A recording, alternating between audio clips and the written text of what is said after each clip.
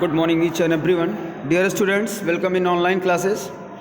Today, our topic is how the Indian National Army was formed and what was the main purpose and what was the role of Indian National Army in the freedom struggle. Before that, we already discussed about that what was the fundamental differences between Mahatma Gandhi and Subhash Chandra Bose. So today our topic is how the Indian National Army fight for the freedom and what was the reason behind the formation of the Indian National Army. So first of all, we discuss about that there are two important conference. First one Tokyo and second one Bangkok conference. Before that we already discussed what was the decision taken by the Ras Bihari Bose into the Tokyo conference, and after that the next conference was held in Bangkok. In this conference, 150 delegates are participated, especially Malaya, Singapore, Burma, Thailand and Hong Kong. These all are the important country. Manila and Java also present in this conference. It passed many resolutions. If you see about that, first of all, invitation to Subhash Chandra Bose to come from Europe to lead this movement. इसमें रास बिहारी बोस और 150 जो delegates थे Bangkok conference में सुभाष चंद्र बोस को officially call करते हैं कि आप आइए और इस कॉन्फ्रेंस और साथ ही साथ आप इंडियन नेशनल आर्मी को कंट्रोल करिए और उसको आगे बढ़ाने का काम करिए. Next, one decision also taken in this conference, formation of council of action to control and guide the whole movement. Yes, in this conference one decision also taken by the 150 delegates.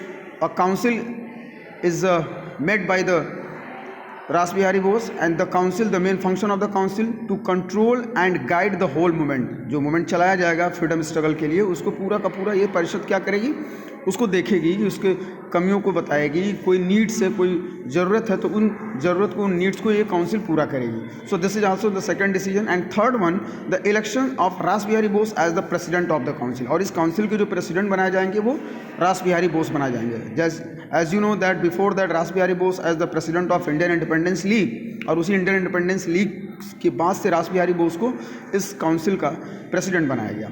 And then after Captain Mohan Singh, you know very well, as the commander in chief of the Indian National Army. Captain Mohan Singh को Indian national army का commander बनाया गया, जो कि war of prisoner थे, जो युद्ध बंदियों के साथ बंदी जापानियों ने बनाया था, इनको रिलीज कर दिया गया था और फिर से इनको कमांडर इन चीफ का रिस्पॉन्सिबिलिटी दिया गया. इस कॉन्फ्रेंस में ये डिसीजन लिया गया.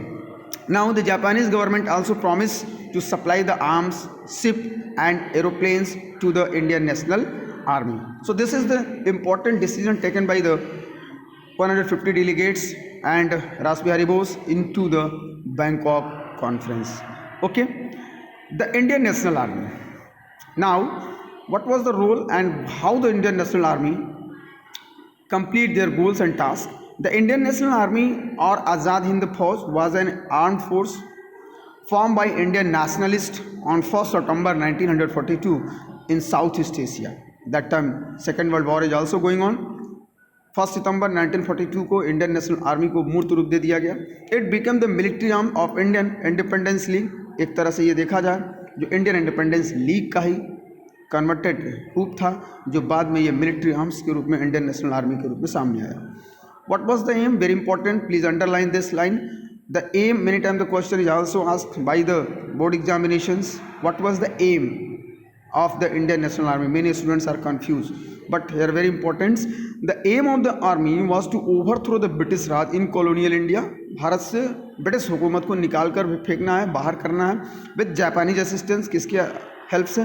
जापानियों के हेल्प से. Okay, the aim of army was to overthrow the British Raj. Okay, what was the aim?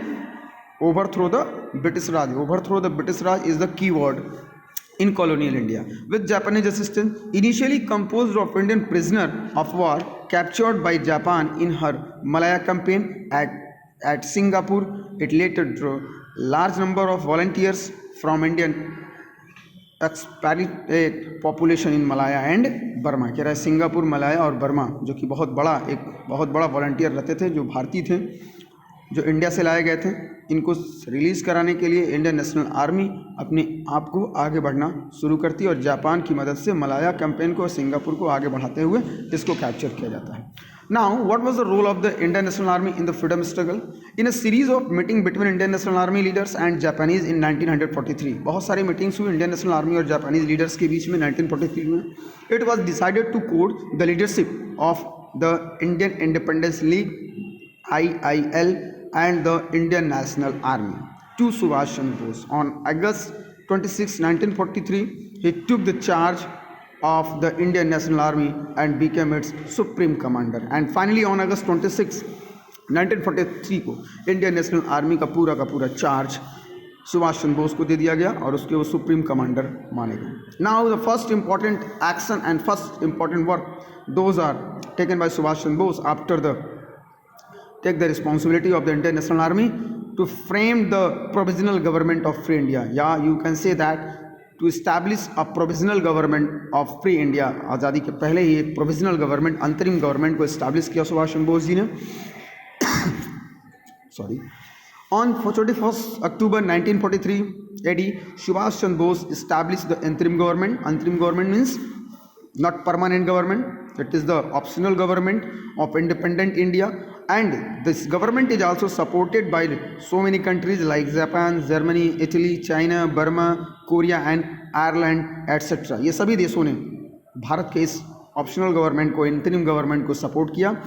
And finally after that the very important slogan given by Subhash Chandra Bose, it is also very important for the examination purpose. Subhash Chandra Bose give the slogan Jai Hind, victory of India. And then after Delhi Chalo, march to Delhi, and they also give the very important and historical slogan give me blood and I shall give you freedom. This is the three important slogans given by Subhash Chandra Bose after the establish the interim government. Jai Hind, Delhi Chalo and give me blood, I shall give you freedom became the battle of cry of the Indian National Army. Soon Japan give this island of Andaman and Nicobar to Subhash Chandra Bose. Andaman और निकोबार को जापानियों ने transfer कर दिया सुभाष चंद्र बोस को. सुभाष चंद्र बोस ने इसका नाम बदलकर सुभाष चंद्र बोस इन दोनों आइलैंड्स का नाम बदलकर शहीद और स्वराज रखे. कई बार एग्जाम में पूछता है what was the name. Those are Netaji Subhash Chandra Bose kept the name of these island. Those are known as the Shaheed and Swaraj. December 1943 the Indian flag was hoisted on these island. भारतीय इतिहास में ये बहुत बड़ा दिन माना जाता है. दिसंबर 1943 में इन दोनों आइलैंड पर इंडियन फ्लैग को होस्टेड किया जाता है, जो एक शुभ संकेत या एक तरह से फ्रीडम का पहला प्रतीक माना जाता है नेताजी सुभाष चंद्र बोस के द्वारा. Now after the declaration of war, then after Subhash Chandra Bose started the declaration of war through the radio from Japan and broadcast the decision of radio. Now I want to decide that start war against the United States of America and England. इन दोनों देशों के खिलाफ मैं अब एक announcement करते हैं कि मैं जहाँ भी कहीं ये मिलते हैं मैं इनसे युद्ध या लड़ाई करने को तैयार हूँ. Netaji Subhash Chandra Bose himself broadcast that decision on the radio soon after the Indian National Army started advancing towards India. Bharat की तरफ आना शुरू करते हैं. Army started headquarter in Rangoon and Singapore. That is the two important headquarter of Indian National Army.